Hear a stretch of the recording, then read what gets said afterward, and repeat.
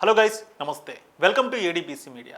AP రాజకీయాల్లో ఇప్పుడు అమరావతి మావిగన్ ఈ అంశం అనేది పెద్ద ఎత్తున అందరూ మాట్లాడుకుంటున్నారు. 2014లో ఆంధ్రప్రదేశ్ కొత్త రాష్ట్రంగా ఏర్పడింది. అయితే 2014 నుంచి ఎప్పటి వరకు చూసుకున్నట్లయితే 2026, అంటే అదొక 6 సంవత్సరాలు, ఇదొక 6 సంవత్సరాలు, సుమారు 12 సంవత్సరాలు అవుతోంది. ఏపీకి రాజధాని అంశం ఇంకా పెద్ద ఎత్తున చర్చకు కారణమవుతోందంటే ఒక్కసారి మనం అర్థం చేసుకోవచ్చు పరిస్థితి ఎలా ఉందో. 2014లో కొత్తగా ఏర్పడినటువంటి రాష్ట్రానికి ముఖ్యమంత్రిగా చంద్రబాబు నాయుడు వచ్చారు. అనుభవజ్ఞుడు, పరిపాలన మీద అన్ని విషయాలు అవగాహన ఉన్నటువంటి వ్యక్తి. కొత్త రాజధాని బాగా ఏర్పాటు చేస్తారనే ఉద్దేశంతో ప్రజలు కూడా అప్పుడు ఆయనకి పట్టం కట్టారు. బీజేపీ కూడా సపోర్ట్తో 2014లో అమరావతి ప్రాంతానంతా కలిపి రాజధానిగా తెలియజేసింది. సో విజయవాడ, గుంటూరు జిల్లాలు అభివృద్ధిలో గ్రోత్ ఇంజిన్గా ముందుకు సాగుతాయి అనేది కూడా పెద్ద ఎత్తున ప్రచారం జరిగింది. సో గుంటూరు బేస్గా కోర్ క్యాపిటల్ మొత్తం కూడా జిల్లా వ్యాప్తంగా డెవలప్ అయ్యేలాగా రాజధాని అంశాన్ని తెరకు తీసుకువచ్చారు. నవ్యాంధ్రప్రదేశ్ రాజధానిగా అమరావతి పేరు తెర మీదకి రావడం దేశవ్యాప్తంగా కూడా అందరూ మాట్లాడుకున్నారు. సో దాదాపు ఒక 20-25 సంవత్సరాలుగా చూసుకుంటే ఒక కొత్త క్యాపిటల్ నిర్మాణానికి సంబంధించి కూడా, అంటే ఇప్పటి యూత్ జనరేషన్కి తెలియదు కానీ అమరావతి అనేది ఒక కొత్త క్యాపిటల్గా రాబోతుంది అనేది దేశవ్యాప్తంగా కూడా అందరూ మాట్లాడుకున్నారు. 2019 వరకు అమరావతి ప్రాంతంలో డెవలప్మెంట్ విషయంలో కానీ, అక్కడ సచివాలయం, తాత్కాలిక సచివాలయం కానీ, అసెంబ్లీ కానీ, ఇవన్నీ కూడా సచివాలయం, అసెంబ్లీ నిర్మాణంతో పాటు హైకోర్టు, ఇవన్నీ కూడా తాత్కాలికంగా ఏర్పాటు చేయడం, చంద్రబాబు నాయుడు సర్కార్ అక్కడ సుమారు 33,000 ఎకరాలు రైతుల దగ్గర నుంచి తీసుకోవడం, ఇవన్నీ కూడా ఈ 5 ఏళ్ల పరిణామ క్రమంలో జరగడం జరిగింది. అయితే దీంట్లో అవినీతి జరుగుతోంది. అమరావతి పేరిట కొన్ని వర్గాలకే వారు అభివృద్ధి చెందే విధంగా మాత్రమే ఈ ప్రాంతం అభివృద్ధి జరుగుతోంది. సో 1,00,000 కోట్ల రూపాయలు ఈ ప్రాంతం మీద డబ్బు పెట్టడం ఎందుకు, ఈ ప్రాంతం మీద ఇంత పెద్ద ఎత్తున డబ్బు ఖర్చు పెట్టడం కంటే వేరే ఆలోచన చేయవచ్చు కదా. కమిటీలు ఇచ్చినటువంటి నివేదికలు కూడా పక్కన పెట్టి కావాలనే అమరావతి ప్రాంతాన్ని రాజధానిగా చంద్రబాబు చేస్తూ వారి అనునాయులకు పెద్ద ఎత్తున ఇక్కడ కాంట్రాక్టులతో పాటు వారి అనునాయులే ఇక్కడ పెద్ద ఎత్తున పొలాలు తీసుకొని కొనుగోలు చేస్తున్నారనే విధంగా జగన్మోహన్ రెడ్డి ప్రతిపక్షంలో ఉండి పెద్ద ఎత్తున పోరాటం చేశారు. 5 ఏళ్ల పాటు రాజధాని అంశంలో ఎంత తాత్పర్యం జరిగిందో మనం చూస్తూ వచ్చాం. 2019 ఎన్నికల్లో చంద్రబాబు మీద కొంత నమ్మకం సన్నగిల్లింది. అమరావతి డెవలప్మెంట్ విషయంలో కూడా 10-15% మాత్రమే పనులు ముందుకు సాగాయనే విమర్శలు వచ్చాయి. తాత్కాలిక సచివాలయం, అసెంబ్లీ, వీటన్నిటి మీద కూడా విమర్శలు రావడంతో 2019 ఎన్నికల్లో జగన్మోహన్ రెడ్డికి బంపర్ విక్టరీ వచ్చింది. దాదాపు 90% అసెంబ్లీ స్థానాలు జగన్మోహన్ రెడ్డి గెలుచుకున్నారు. జగన్మోహన్ రెడ్డి వచ్చిన తర్వాత ఈ 5 ఏళ్ల పాటు ఏదైతే పోరాటం చేశారో, అమరావతి ప్రాంత అభివృద్ధికి వద్దు, అమరావతి ప్రాంతంలో ఇక్కడ క్యాపిటల్ వద్దు అనేది జగన్మోహన్ రెడ్డి ముందు నుంచి చెప్పిన మాట. సో అదేవిధంగా 3 ప్రాంతాలు కేంద్రీకరణ చేసుకొని 3 ప్రాంతాలు డెవలప్ అయ్యే విధంగా విశాఖపట్నం, అదేవిధంగా అమరావతి, ఇక కర్నూలు నుంచి న్యాయ రాజధాని, ఇలా 3 ప్రాంతాలు డెవలప్ చేసే విధంగా ఆలోచించి విశాఖ నుంచి పరిపాలన చేయాలని, పరిపాలనా రాజధానిగా, శాసన రాజధానిగా అమరావతి ప్రాంతాన్ని, రాయలసీమ ప్రాంతంలో కర్నూలు హైకోర్టు ఏర్పాటు చేసి 3 ప్రాంతాలు అభివృద్ధి చేయొచ్చు. అటుపక్క ఉత్తరాంధ్ర డెవలప్ అవుద్ది, ఇటుపక్క రాయలసీమలో ఉన్నటువంటి 4 జిల్లాలు డెవలప్ అవుతాయి, ఇటు కోనసీమ, అదేవిధంగా కోస్తా ప్రాంతం అంతా కూడా ఈ యొక్క ప్రాంతం వల్ల డెవలప్ అవుద్ది అనేది జగన్మోహన్ రెడ్డి ఆలోచన. 2019 నుంచి 2024 వరకు జగన్మోహన్ రెడ్డి అమరావతి విషయంలో చాలా వరకు అక్కడ అభివృద్ధి విషయంలో కానీ, లేదంటే చంద్రబాబు నాయుడు అప్పటి వరకు చేసినటువంటి ప్రాజెక్టుల్లో కానీ, నిర్మాణాల విషయంలో కానీ 1-5% మధ్య కూడా పనులు జరగలేదు. ఇది అందరికీ తెలిసిందే వాస్తవం. ఎందుకంటే జగన్మోహన్ రెడ్డికి ఆ ప్రాంతంలో ఈ యొక్క క్యాపిటల్ నిర్మాణం విషయంలో ఆయనకు అసలు ఇంట్రెస్ట్ లేదనేది అందరూ మాట్లాడుకున్నారు. దానికి తగ్గట్టుగానే అక్కడ జరగలేదు. ఇటు విశాఖపట్నంలో కూడా అనేకమైనటువంటి పరిశ్రమలకు కానీ, లేదంటే అన్నిటికీ కూడా కేంద్ర బిందువుగా విశాఖ మారుతుంది కాబట్టి దేశంలో టాప్ 10 నగరాలు ఏదైతే ఉన్నాయో అభివృద్ధిలో దూసుకుపోతున్నాయో అలాగే విశాఖ కూడా ఆ జాబితాలో చేరుతుంది అనేది అప్పుడు జగన్మోహన్ రెడ్డి ఆలోచన. ఎందుకంటే రైల్వే కనెక్టివిటీ కానీ, రోడ్ కనెక్టివిటీ కానీ, ఒక పక్క తీర సముద్రం కూడా ఉంది, ఒక ఎయిర్పోర్ట్ ఉండడం, ఇవన్నీ కూడా కలిసి వచ్చే అంశాలుగా జగన్ ఆలోచించారు. విశాఖ రాజధానిగా చేసుకుని ముందుకు సాగుదామనే ఆలోచనతో రిషికొండపై నిర్మాణాలు చేపట్టడం కూడా జరిగింది. 2024 ఎన్నికలు వచ్చేసరికి పెద్ద ఎత్తున అమరావతి ప్రాంతంలో ఉన్న రైతులు కానివ్వండి, అదేవిధంగా రాష్ట్ర వ్యాప్తంగా సంక్షేమం విషయంలో జగన్మోహన్ రెడ్డి పట్టించుకున్నారే కానీ అభివృద్ధి విషయంలో రోడ్లు కానీ, మౌలిక సదుపాయాలు కానీ, కొత్త పరిశ్రమలు కానీ వీటిలో జగన్మోహన్ రెడ్డి ఎటువంటి నిర్ణయాలు తీసుకోలేదు. కేవలం బటన్స్ నొక్కడంలోనే ఆయన ప్రభుత్వం ముందుకు సాగిందనే విమర్శలు వచ్చాయి. అభివృద్ధి కుంటుపడిపోయిందనే విషయంలో పెద్ద ఎత్తున విమర్శలు, ఆరోపణలు రావడం, తెలుగుదేశం పార్టీపై, టీడీపీ నాయకులపై, చంద్రబాబు నాయుడుపై, అలాగే పవన్ కళ్యాణ్పై, జనసేన నాయకులపై తీవ్ర విమర్శలు, వాళ్ళ టోన్ పెంచడం ఇవన్నీ కూడా జగన్కి మైనస్ అయ్యాయి. చివరికి వైఎస్ఆర్ కాంగ్రెస్ పార్టీ దారుణమైన ఓటమి మూటగట్టుకుంది. ఓ పక్క విశాఖపట్నాన్ని అభివృద్ధి చేస్తాము, విశాఖపట్నం నుంచే రాజధానిగా ముందుకు సాగుతాం, ఇక్కడి నుంచే పరిపాలన గెలిచిన తర్వాత చేస్తానని చెప్పిన జగన్మోహన్ రెడ్డికి ఆ ప్రాంత ప్రజలే అత్యంత దారుణమైనటువంటి ఫలితాలు ఇచ్చారు. అంటే ఆ ప్రాంతంలో క్యాపిటల్గా వాళ్ళకి ఇష్టం లేదు అనేది ఈ ఫలితాన్ని మనం స్పష్టంగా అర్థం చేసుకోవచ్చు. ఒకవేళ ఆ ప్రాంత అభివృద్ధి కోసం కట్టుబడి ఆ ప్రజలు నిజంగా అదే కోరుకొని ఉంటే విశాఖ జిల్లా కానీ ఉత్తరాంధ్ర ప్రాంతం అంతా కూడా జగన్ క్లీన్ స్వీప్ చేయాలి. కానీ పరిస్థితి 10 నుంచి 10% కూడా అక్కడ సీట్ల విషయంలో మనం మాట్లాడుకుందాం, ఓటింగ్ పరంగా కాదు, సీట్ల విషయంలో కూడా అక్కడ దారుణమైన ఓటింగ్ వచ్చింది. పరిస్థితి చాలా దారుణమైనటువంటిది మనకు వైసీపీకి కనిపించింది. ఓ పక్క అమరావతి ప్రాంతం వద్దన్నారు కాబట్టి జగన్ ఆ ప్రాంత రైతులు, అదేవిధంగా అక్కడ ప్రజలు మొత్తం కూడా పక్కన పెట్టేశారు. గుంటూరు, కృష్ణా జిల్లాల్లో వైఎస్ఆర్ కాంగ్రెస్ పార్టీ దారుణమైన ఓటమి చూసింది. అయితే ఇప్పుడు జగన్ ఏం చేయాలి? ఆయన రాజకీయ పార్టీలు అంటే ఖచ్చితంగా రాజకీయాన్ని ఆలోచిస్తాయి కదా. జగన్ కూడా అదే ఆలోచించారు.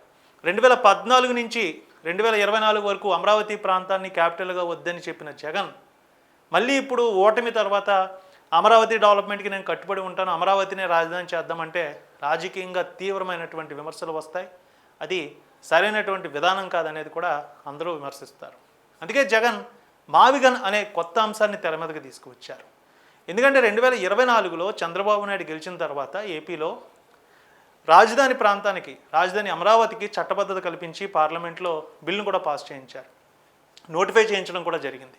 అంటే దీనివల్ల రాజధాని ప్రాంతాన్ని మరొకసారి ఎవరు కూడా టచ్ చేయలేరు, ఈ ప్రాంతాన్ని మార్చలేరు అనే భరోసా అయితే చంద్రబాబు తీసుకువచ్చారు.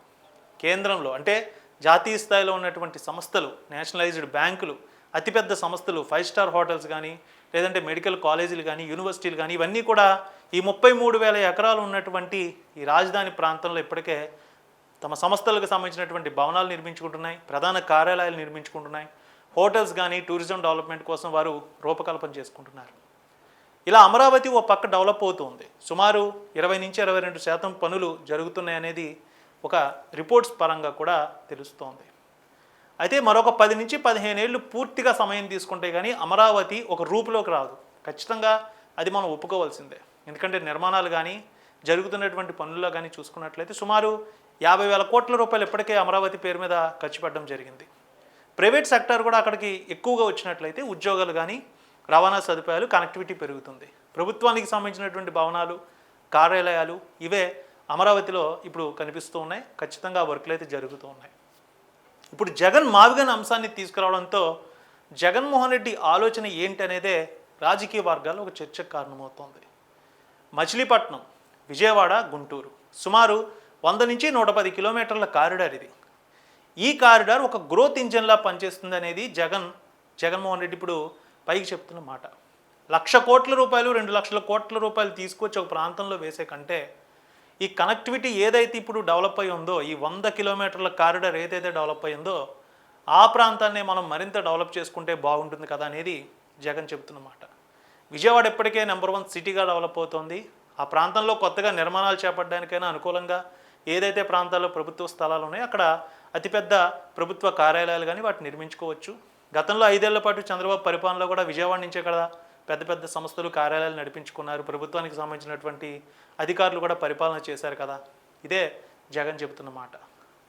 సో ఈ మావిగన్ అంశాన్ని తెర మీదకి తీసుకువచ్చిన తర్వాత జగన్మోహన్ రెడ్డి విశాఖను, అంటే విశాఖ డెవలప్ చేస్తానని చెప్పిన జగన్మోహన్ రెడ్డి మరి ఉత్తరాంధ్ర ప్రాంతాన్ని పక్కన పెట్టడం సబబేనా? ఇది మేధావి వర్గం ప్రశ్నిస్తోంది, యువత కూడా అడుగుతోంది.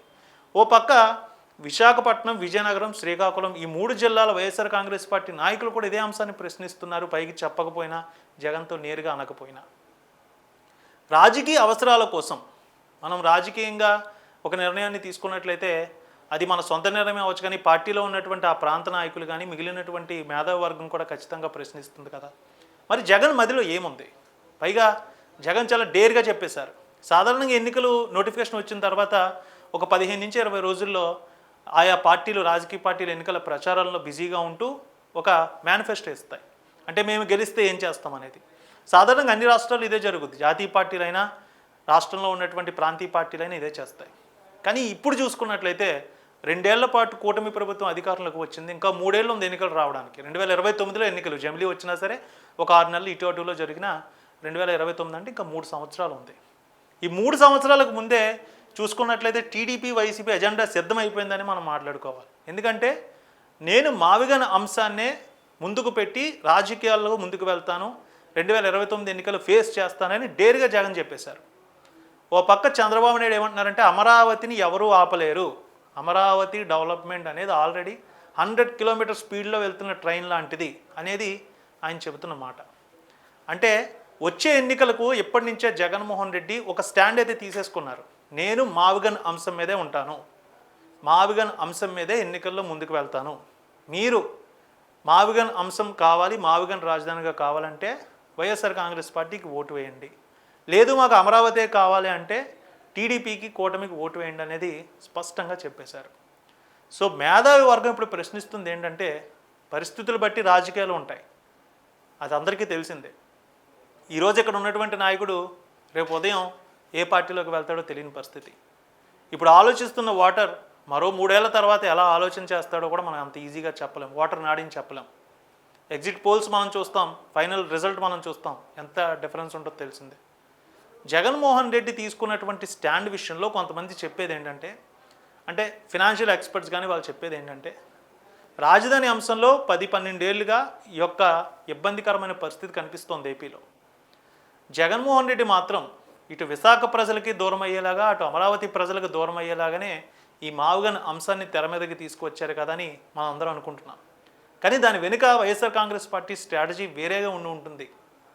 ఖచ్చితంగా ఈ 3 ఏళ్లలో తెలుగుదేశం పార్టీ కూటమి సర్కార్ అమరావతి ప్రాంత అభివృద్ధికి సంబంధించి చాలా నెమ్మదిగా వాళ్ళ యొక్క ప్రయోగాలు, అదేవిధంగా అక్కడ జరుగుతున్న ప్రయత్నాలు జరిగితే, నెమ్మదిగా అభివృద్ధి జరిగితే ఖచ్చితంగా మావిగన్ అంశాన్ని జగన్ తెర మీదకి తీసుకువచ్చి ప్రజల్లో దానివల్ల ఖచ్చితంగా మరింత మైలేజ్ పెంచుకునే అవకాశం ఉందనేది ఫినాన్షియల్ ఎక్స్పర్ట్స్ కానీ రాజకీయ మేధావులు కానీ చెప్తున్నారు. ఎన్నికల 6 నెలల ముందు మావిగన్ అంశాన్ని తెర మీదకి తీసుకొచ్చినా ప్రజల్లోకి అంత బలంగా తీసుకువెళ్ళలేం. సో నేను ఎప్పటి నుంచో చెప్తున్నాను, మావిగన్ ఈ 3 ఏళ్లలో చంద్రబాబు నాయుడు సర్కారు మావిగన్ మీద ఫోకస్ చేసి ఉంటే ఖచ్చితంగా ఈ ప్రాంతం ఈ పార్టీకి ఒక మంచి క్యాపిటల్తో మనం ముందుకు వెళ్ళాం కదా అనేది జగన్ ఆనాడు ప్రజలతో చెప్పే అవకాశం ఉంటుంది. ఎందుకంటే రాజకీయంగా జగన్ చాలా చాలా అంశాలు చూసిన వ్యక్తి. ఆయన ఈ 10-12 ఏళ్లలో రాజకీయంగా ఎన్నో అంశాలు నేర్చుకున్నాడు. సీనియర్లతో జూనియర్లతో అందరితో మాట్లాడిన వ్యక్తి. అంత ఈజీగా మావిగన్ ప్రకటన చేశారు కదా. ఎందుకంటే అటు ఉత్తరాంధ్ర 3 జిల్లాలు దూరం అవుతాయి, ఇటు ఎప్పటికే దూరమైనటువంటి కృష్ణా కానీ అదేవిధంగా గుంటూరు జిల్లా కానీ దూరమయ్యే అవకాశాలు ఉన్నాయి. జగన్ అజెండా సిద్ధం చేసుకున్నారంటే వైఎస్ఆర్ కాంగ్రెస్ పార్టీలో సీనియర్లు కానీ మేధావి వర్గం కానీ జగన్తో చర్చించి దీనికంటూ ఒక పక్కా స్కెచ్తోనే వెళ్తున్నారనేది మనకు స్పష్టంగా అర్థమవుతోంది. తెలుగుదేశం పార్టీ ముందున్నటువంటి అతిపెద్ద సవాల్ ఏంటంటే ఇప్పటికే 33,000 ఎకరాలు సిద్ధం చేసుకున్నారు. 33,000 ఎకరాలు రైతుల నుంచి తీసుకున్నటువంటి తెలుగుదేశం పార్టీ దాదాపు ఇప్పుడు 30-40% వర్కులు పూర్తవుతున్న ప్రాజెక్టులని మరో 3 ఏళ్లలో 80-90% ఆ పనులు పూర్తయ్యేలా ఫోకస్ చేయాలి. కొత్త ప్రాజెక్టులు ఏదైతే వస్తున్నాయో వాటిని పేపర్ మీదే కాదు, నెక్స్ట్ గ్రౌండ్ లెవెల్లో అవి వేగంగా వెళ్ళేలాగా నిర్ణయాలు తీసుకోవాలి. అదేవిధంగా మిగిలినటువంటి రాష్ట్రాల్లో ఈజ్ ఆఫ్ డూయింగ్ విషయంలో కానీ ఏదైనా విషయంలో కానీ అమరావతి ఈ ప్రాంతంలో కొత్తగా ఏదైనా కంపెనీల స్థాపన జరుగుతుంది అంటే స్టార్టప్స్కి కానీ దేనికైనా సరే దాదాపు 1 వీక్ లేదా 10 డేస్లోని ఈ ప్రాజెక్ట్ గ్రౌండ్ లెవెల్లో ఉండాలనేటటువంటి రూల్స్ కూడా తీసుకురావాలి. అలాగే ఈ ప్రాంతంలో రైతులకు న్యాయం చేయాలి, రైతుల నుంచి ఎటువంటి వ్యతిరేకత లేకుండా చూడాలి. ఇవన్నీ కూడా రానున్న 3 సంవత్సరాల్లో తెలుగుదేశం పార్టీకి కానీ ఇక్కడ కూటమి ప్రభుత్వానికి కూడా అతిపెద్ద సవాళ్ళు. గ్రోత్ ఇంజన్ కోసం ఆలోచించేటటువంటి ప్రభుత్వానికి ఇవి కీలకమైనటువంటి నిర్ణయాలుగా మారబోతున్నాయి. అయితే జగన్మోహన్ రెడ్డి ఫిక్స్ అయిపోయారు 3 ఏళ్లకి, అంటే రానున్న 3 ఏళ్లలో జగన్ స్టాండ్ ఇదే ఉండబోతోంది. ఇటు మచిలీపట్నం ఏరియా కానీ విశాఖపట్నం ఏరియా కానీ గుంటూరు ఏరియా కానీ సుమారు విజయవాడలో చూస్తే 20 లక్షల మంది జనాభా, మచిలీపట్నంలో చూసుకుంటే సుమారు 2-3 లక్షల మంది జనాభా, గుంటూరులో చూసుకున్నట్లయితే ఒక 10 లక్షల మంది జనాభా, సిటీ ఆ కారిడార్ అంతా చూసుకుంటే అంటే 30 లక్షల మందికి ఒక ప్రాంతం కనెక్టివిటీ ఏరియాగా డెవలప్ అవుతుంది కదా అనేది మావిగన్లో ఒక ప్రధాన అంశంగా ఉంది. 1,00,000 కోట్ల రూపాయలు ఒకేసారి అక్కడ డంప్ చేయక్కర్లేదు. అభివృద్ధి అనేది 100 కిలోమీటర్లు సమాంతరంగా జరుగుద్ది అనేది మావిగన్ అంశంలో ప్రత్యేకంగా చెప్తున్నారు. సో జగన్మోహన్ రెడ్డి చెప్పిన అంశాన్ని కూడా కొంతమంది ప్రత్యేకంగా పరిశీలిస్తున్నారు, ఫినాన్షియల్ ఎక్స్పర్ట్స్ కానీ రాజకీయ మేధావులు కానీ. అమరావతి విషయంలో మరోసారి చంద్రబాబు నాయుడు ఫెయిల్ అవ్వకుండా ఉండాలంటే గ్రౌండ్ లెవెల్లో పనులన్నీ వేగంగా జరిగితే ఇప్పటికే దాదాపు కొన్ని జాతీయ బ్యాంకులకు కానీ కేంద్ర ప్రభుత్వ సంస్థలకు కానీ వీళ్ళందరికీ కూడా వారికి సంబంధించినటువంటి స్థలాలు అనేది కేటాయించడం జరిగింది. ఆ వర్క్లు ఆ ప్రాజెక్టులు కూడా ముందుకు సాగుతూ ఉంటే ఖచ్చితంగా అమరావతి ప్రాంతాన్ని ఎవరో ఆపే అవకాశం ఉండదనేది కూడా కొంత ఒక వర్గం ఈ మాటను కూడా తెలియజేస్తోంది. సో ఎన్నికల ఎజెండా కూడా 3 ఏళ్ల ముందే సిద్ధం చేయడం అంటే ఏపీ రాజకీయాల్లో ఇది ఒక కొత్త వరవడనే చెప్పాలి. సో ఇప్పటికే మావుగన్ అంశాన్ని జగన్ తెర మీదకి తీసుకొచ్చి ఇంత పెద్ద చర్చకు కారణమయ్యారు. రానున్న రోజుల్లో మావుగన్ అంశాన్ని తెర మీదకి తీసుకువచ్చి ప్రజల్లో ఇంకెలా వెళ్తారు అనేది కూడా ఒక చర్చ జరుగుతోంది. సో ఇంత పొలిటికల్గా చర్చ జరుగుతోంది. దాదాపు 3 ఎన్నికలు చూసాం, 14, 19, 24. 3 ఎన్నికల్లో కూడా రాజధాని అంశాలే ఏపీ ఎన్నికల్ని ఫ్యాక్టర్స్ని డిసైడ్ చేస్తున్నాయని మనం చెప్పుకోవాలి. మీ అభిప్రాయంగా చెప్పండి, అమరావతి ప్రాంతం కావాలా, మావిగన్ కావాలా? జగన్మోహన్ రెడ్డి చెప్తున్న మావిగన్ అయితే రాజధానిగా బాగుంటుందా, లేదంటే చంద్రబాబు నాయుడు నిర్మిస్తున్నటువంటి అమరావతి ఈ రాజధాని ప్రాంతం బాగుంటుందా? తప్పక మీ అభిప్రాయాన్ని కామెంట్లో తెలియజేయండి.